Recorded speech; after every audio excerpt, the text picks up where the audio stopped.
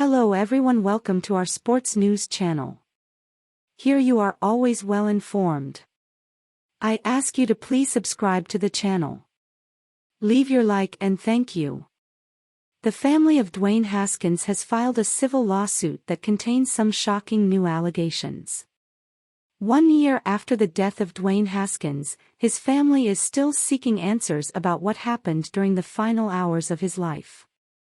In an effort to get those answers, the family has filed a civil lawsuit, which contains some shocking new allegations. The lawsuit, which was filed by lawyer Rick Elsley, claims that Haskins may have been part of blackmail conspiracy the night before his death. It is believed that Dwayne was targeted and drugged as part of a blackmail and robbery conspiracy, Elsley wrote in the lawsuit. What occurred in the hours before Dwayne was killed? Many questions remain unanswered. One reason the family believes this theory is because Haskins was wearing a highly expensive watch that was stolen from him shortly before his death. The former NFL quarterback died in the early morning hours of April 9, 2022 after being hit by a dump truck while trying to cross an interstate in Florida on foot. The Broward County Medical Examiner ruled the death an accident after releasing the toxicology report in May 2022. Here are several key details that the medical examiner released. Haskins was legally drunk at the time of his death. 2 separate blood samples were taken from Haskins, and his blood alcohol level was more than 0.20 in each sample.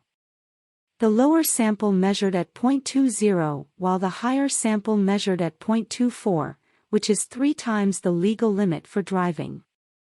Haskins is believed to have been driving his car before it ran out of gas on the interstate. The legal limit for driving in Florida is 0.08. Legal drugs were also found in his system. The medical examiner also found ketamine in Haskins' system, which is a painkiller.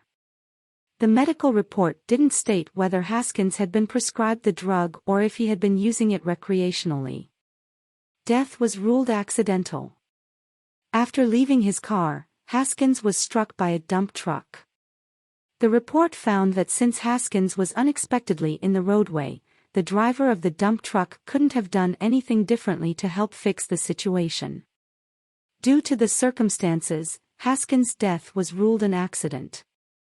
Not only does the family believe that Haskins was targeted and drugged the night before his death, but they also pin a lot of the responsibility of the tragedy on the man who was driving the dump truck that struck Haskins. The Florida Highway Patrol traffic homicide report shows that Dwayne was only feet away from making it safely across the roadway when he was struck and killed by an old dump truck, the lawsuit states. This truck was going faster than the speed limit, carrying excessive cargo, had brake system problems, and was traveling on low-tread tires with separated sidewalls. The lawsuit also notes that many other cars were able to avoid Haskins. There were multiple other drivers who were driving in front of and behind the dump truck and saw Dwayne on the roadway and avoided hitting him, the lawsuit states. A few drivers even had time to call 911 and were present in the area before Dwayne was hit. It seems that one issue the family wants resolved was whether the dump truck driver was impaired or distracted while driving that morning. The truck driver's cell phone records have not yet been disclosed, the lawsuit states. The report also notes that the driver refused to provide a blood sample to the police at the scene and still has not provided the alcohol test results. The Haskins family is hoping to get answers that they haven't been able to find. The filing of this lawsuit is an important step in the process of uncovering the complete truth about this tragedy, Elsley wrote in the lawsuit. The civil justice system allows for subpoenas to be issued for critical documents and for sworn testimony to be taken of people who have knowledge about the events leading up to Dwayne's death. Haskins had been in South Florida working out with some of his Steelers teammates at the time of his death. The 24-year-old, who was the 15th overall pick in the 2019 NFL Draft, was going into his second season with the Steelers when the tragedy happened.